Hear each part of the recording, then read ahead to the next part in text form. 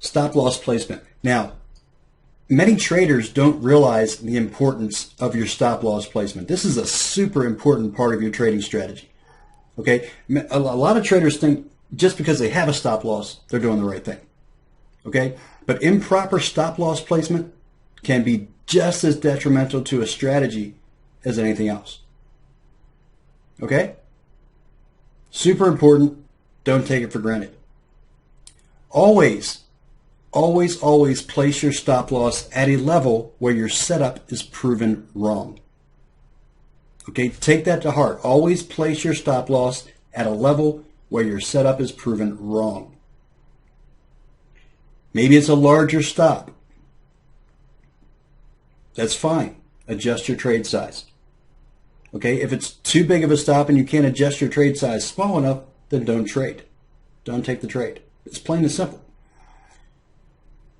Okay, but what you cannot do is you cannot place your stop loss according to your own pain threshold.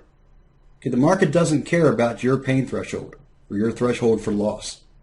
The market doesn't care about that. It means nothing.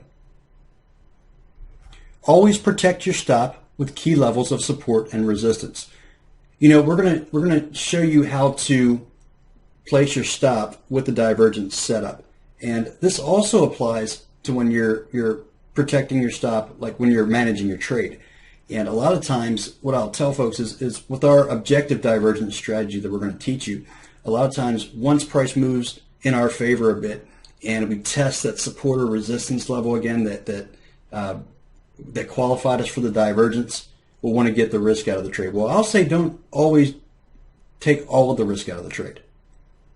Okay, you don't have to get to free. I hear there's a lot of different things out here. You know, get to free and you know, whatever. But that's a mental thing. That's a mental thing. It's all about the psychology there. Okay, but what you want to do, even if you reduce the risk in that trade, you're doing what you need to do. So let's just say instead of taking your stop to break even, okay, which really doesn't mean anything to the market. There's no protected level there unless it is behind a protected level. Okay, but your break even doesn't mean anything to the market. Let's just say the market retraced 62% and created a swing. Well, put your stop above that swing. Who cares if there's 5 pips of risk left in the trade? Okay, who cares if the market comes back and stops you out for 0.1%? Okay, who cares? It's basically a break even. Remember, we're looking at the long term here, folks. Looking at the long term. If you do this, first of all, you're going to take less stops because the market's going to respect these levels before it's just going to respect your break even. So you're going to take less stop losses. You're going to hit more targets. All right, but the losses that you take, they're going to be really small. They're going to be very nominal losses, so your reward to risk ratio over the long term is going to be very good. You have to remember not to think of trading as individual trades, okay, but as a set of trades. And we'll talk a little bit more about that when we get into trade management. So anyway, I didn't mean to jump ahead there. Okay, but do not use the same number-based stop for all of your trades. All right, this is something I see in a lot of trading strategies, and it really, I don't understand it. Because, just for an example, you know, folks will look to enter into the market, and they'll say we're using a 20 pip stop and a 40 pip target. Because it's a 2-to-1 reward to risk ratio, we're good to go. Okay? Well, maybe if it's a average daily range of 50 pips, that works. Maybe a 20 pip stop works. Yeah, but what about the next day or the next week when the market's in 150 or 200 pip daily range? Because that 20 pip stop's not going to mean a whole lot in a market that has a 200 pip daily range. Folks, the market is dynamic. Your strategy has to be dynamic as well. It has to be able to change with the volatility of the market. Okay, the market is not static. And a static number value has absolutely no meaning to the market. The market cares about supply and demand. All right, that's where you want to protect your stops, supply and demand levels. And finally, think about this. If you do not place your stop where your setup is proven wrong, you're going to be tempted to enter into the market again because your setup has not been invalidated, potentially creating multiple losses for the same setup. For example, you enter into a divergence setup, and instead of putting your stop loss above the pattern that diverged, you put your stop loss above the 79% fib. The market retraces to the 62%. It starts to move in your direction. Then it moves back up and takes out your stop at that 79%, just above the 79%. It spikes through and then starts to move back in your direction. What are you going to do? What's your first thought going to be? Okay, we had a 79% retracement. Now it's moving in our direction. Let's enter back into the trade and put a stop above this swing. Okay, well, the market starts to move, and then it comes back up and takes out your stop again. This time it goes through the high, disqualifying the divergence. Okay, invalidating it. Now you've taken 2 stop losses on the same trade setup. If you're risking 1%, what you basically did was just took a 2% loss on the same trade setup. Okay, because you didn't put your stop loss where the pattern was invalidated. Okay, so just some things to keep in mind. Now, let's go ahead and look at how we're going to place our stop losses for our divergence trades. Okay, so this will be pretty simple actually. What we'll do is, this is, say we have this small divergence right here that's qualified. I'm not going to use the larger pattern here because it's only a small move. Oops, wrong drawing tool. So let's just say we have a smaller divergence right here that qualified right here. Okay, we had a nice little extension move in here, so we have a qualified divergence on this pullback. So what we want to do is we want to enter here, and we're going to use a limit order to enter into the market. I'm going to get rid of the 79% here for now. I'm going to have a limit order here to enter into the market. Our stop loss, okay, our stop loss needs to go above the high.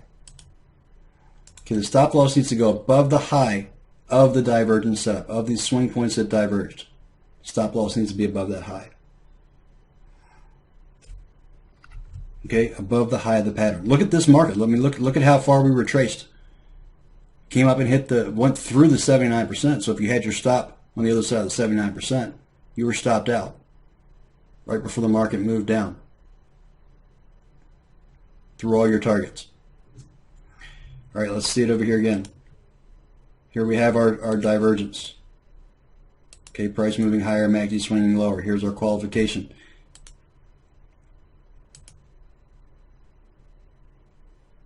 Here we draw our fibs.